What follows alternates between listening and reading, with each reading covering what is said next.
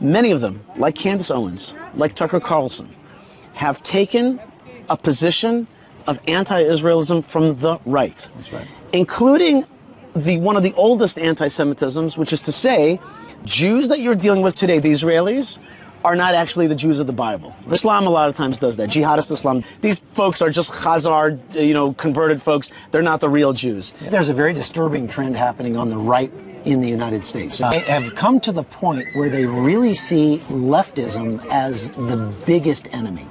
Anything that they associate with leftists, they absolutely hate. When they look at the modern state of Israel, they say, you've got a bunch of leftists that are here. So, Chuck, what you're saying is like they're identifying Israel as this left-leaning Well, and that's entity. the problem they have is they haven't come here. Right.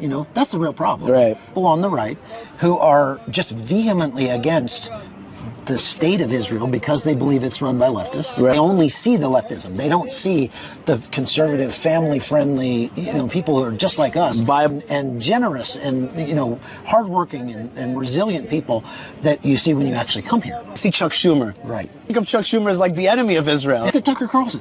Aligning himself a platform to our enemies as American conservatives have gotten to the point where we are so focused on combating leftism because in our own country, we're watching the United States be torn apart by leftism. What does that have to do with Israel? It started during we can't say it on YouTube, but we can't say it on YouTube? 2020 jab, when they watched the very draconian, and I know this is weird to Jews, but Israelis would have no clue of this. But from the United States perspective, we watched the forced jabs, very draconian lockdowns and all this stuff.